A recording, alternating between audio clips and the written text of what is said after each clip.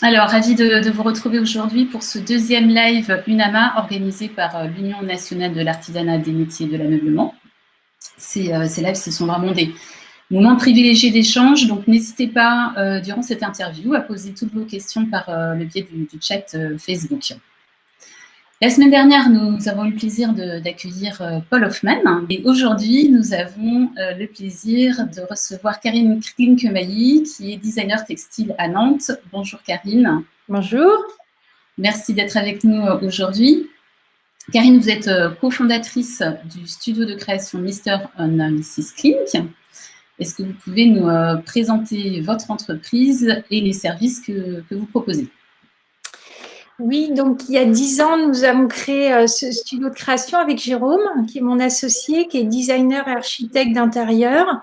Et nous travaillons sur des gammes d'objets ou de mobilier de création qui sont dédiés à l'univers de la maison.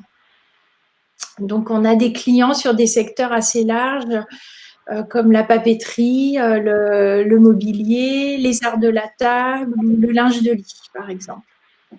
Donc, on travaille principalement pour des sociétés, voilà, là on le voit. On travaille principalement pour des entreprises françaises et dans la mesure du possible, des fabrications locales aussi quand on peut. Donc là, pour ces textiles, ça avait été réalisable dans la région de Troyes. Donc, les lampes ont été éditées aussi par Atomic Soda, c'était le même éditeur. Donc, sur cette deuxième image, on voit un travail qu'on a fait pour l'entreprise André Jardin. C'est une brosserie traditionnelle qui est basée à Nantes. C'est une très vieille entreprise. C'est les petits-fils du fondateur de cet atelier qui nous ont contactés pour faire un travail de rafraîchissement d'une partie du catalogue, revoir le design de certains produits. Mais comme ils ont à cœur de maintenir un vrai savoir-faire, il fallait vraiment mettre en avant la qualité des matériaux et des produits. Donc ça, c'est une démarche qu'on aime bien avoir, c'est-à-dire travailler avec des entreprises qui ont déjà une histoire, un savoir-faire, vraiment respecter l'ADN de ces entreprises, comprendre leurs contraintes de fabrication, et essayer de les emmener plus loin malgré tout au niveau du design et de les ouvrir vers des nouveaux produits.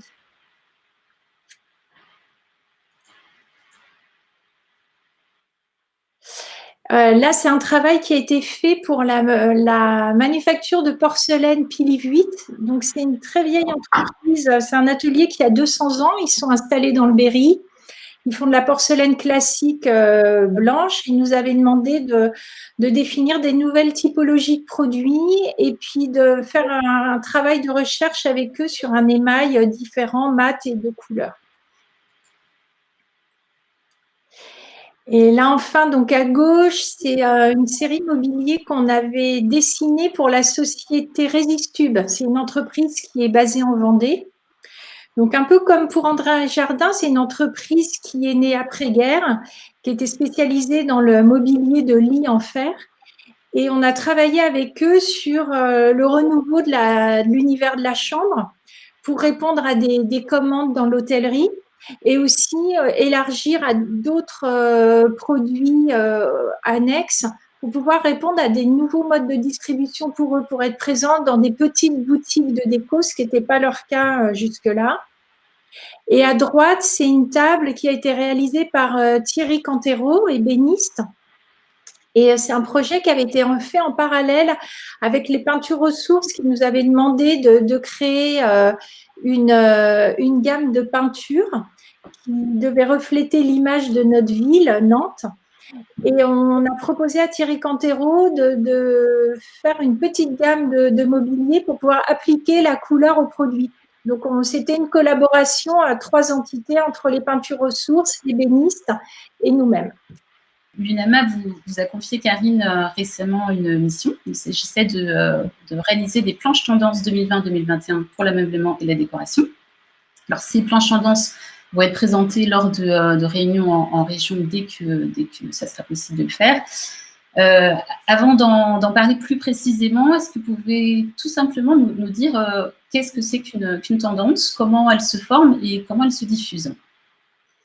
Alors oui, alors le travail des tendances, tout d'abord, il est né dans les années 70, plus particulièrement pour le secteur de la mode et du textile. Et puis très vite, ce sont des méthodes de travail qui sont élargies à tous les secteurs de la création. Donc ce sont des bureaux de tendance ou bureaux de style qui ont démarré ce travail. Ils travaillent pour des secteurs assez larges, ça peut être l'automobile, la cosmétique et le design. Donc, les méthodes pour définir ces tendances, il n'y a pas de magie. En fait, c'est vraiment une méthode de recherche et d'enquête. D'ailleurs, on les appelle des chasseurs de tendances, les professionnels qui réalisent ces cahiers de tendances. Donc, tout d'abord, il y a une partie analyse des comportements des consommateurs, analyse sociologique. Il y a en parallèle de cela une veille au niveau mondial. Ils ont des correspondants en Amérique du Sud, à New York, au Japon, un petit peu partout, pour tenter de faire un portrait de la création à un instant T. C'est-à-dire qu'ils vont à la fois analyser les mouvements de tendance qui vont apparaître dans la rue, comme les designers de l'avant-garde, les mouvements underground. C'est une récolte vraiment d'informations très large. Parallèlement à cela, ils vont aussi analyser les tendances actuelles pour essayer d'anticiper la façon dont elles vont évoluer avec les nouveaux modes de consommation.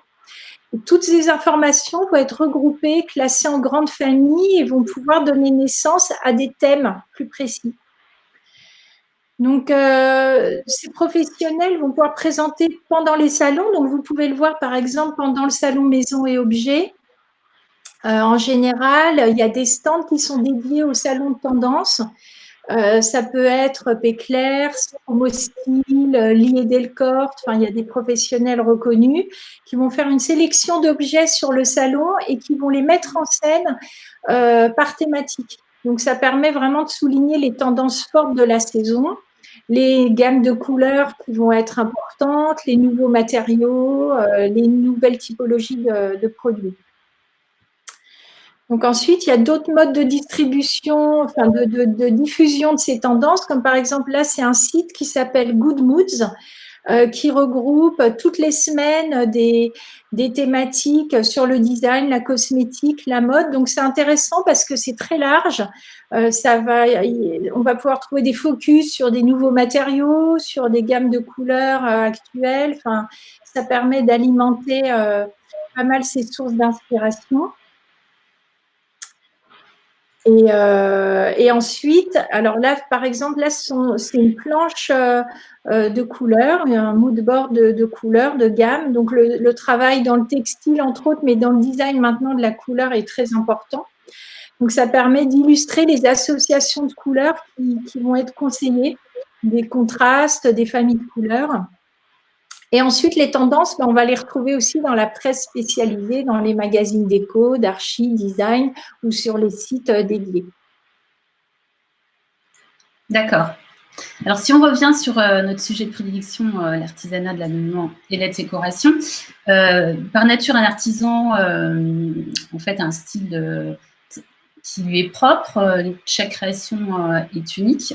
Donc, quel peut être l'intérêt pour un artisan de travailler à partir de moodboard? Comment peut-il justement s'approprier ses tendances tout en gardant sa signature qui est personnelle?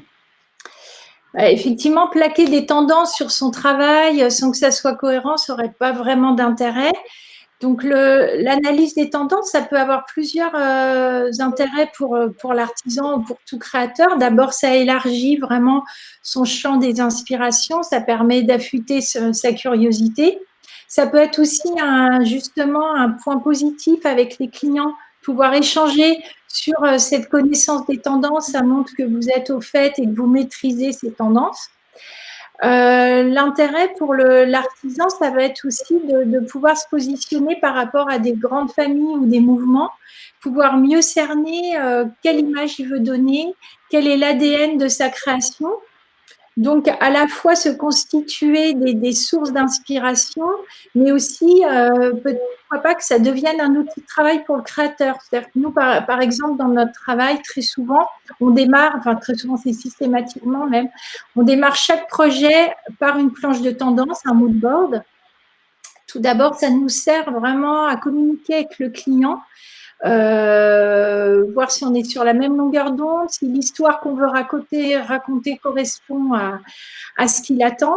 Ça permet de montrer des détails. Alors évidemment, l'idée, c'est pas de copier et de prendre telles que les informations qu'on va retrouver dans ces sources d'inspiration. C'est plutôt de recréer un univers, parce que le travail des tendances, c'est aussi un travail intuitif et sensible.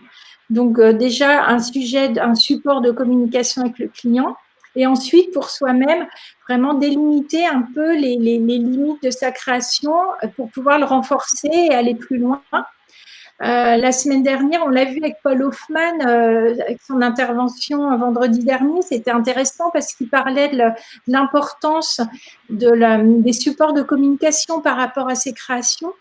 La qualité des photos, le site internet, tout le graphisme qui va venir mettre en avant vos créations.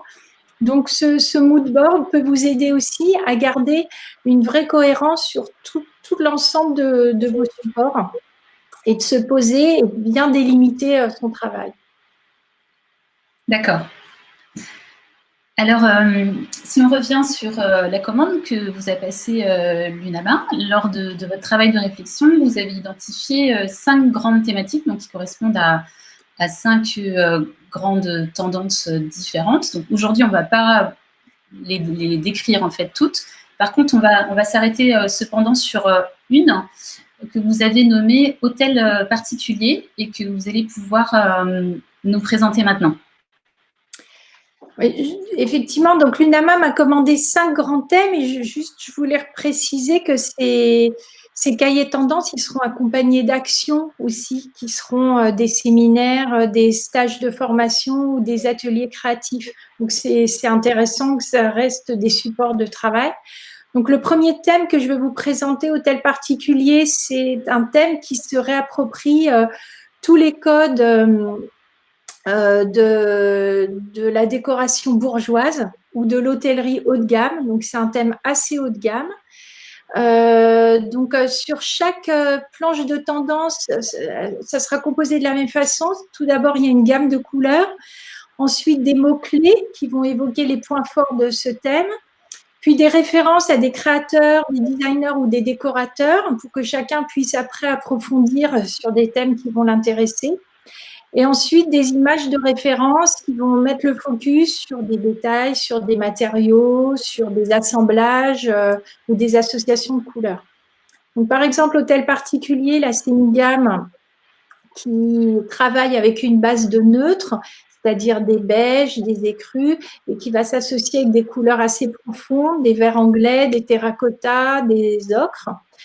C'est un thème qui va s'inspirer de toute l'histoire du design et du mobilier, c'est-à-dire le mobilier de style, mais qui va venir chahuter tous ces styles. C'est vraiment le thème, le renouveau des arts décoratifs par excellence, parce qu'il va vraiment mettre en avant le travail d'artisanat d'art.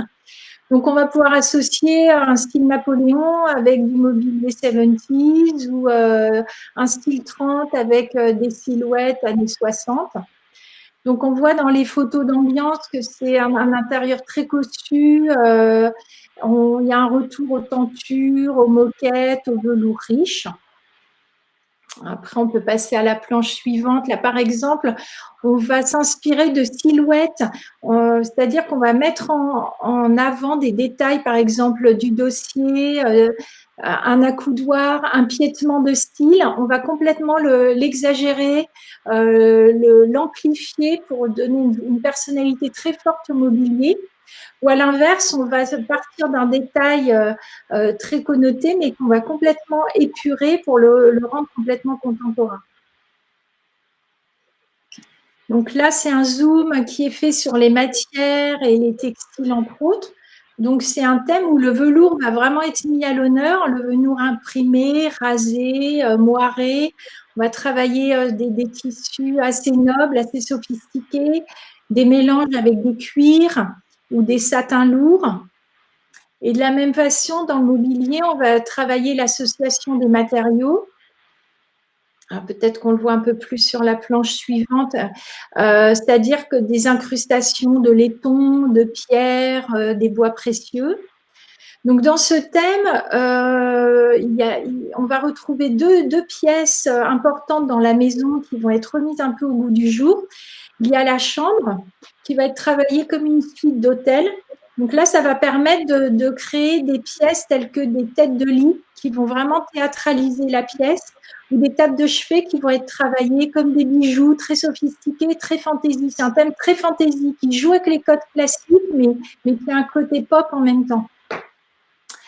Et de la même façon, sur la dernière planche, on va voir l'importance de la salle à manger dans cette histoire, des pièces de réception et notamment la salle à manger, où on va pouvoir confronter les styles.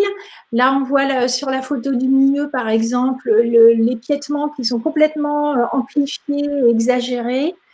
En tout cas, c'est un thème où on va retrouver beaucoup de courbes aussi, mais ça va être un peu transversal dans différents thèmes. C'est une tendance importante en ce moment sur les volumes un peu gonflés.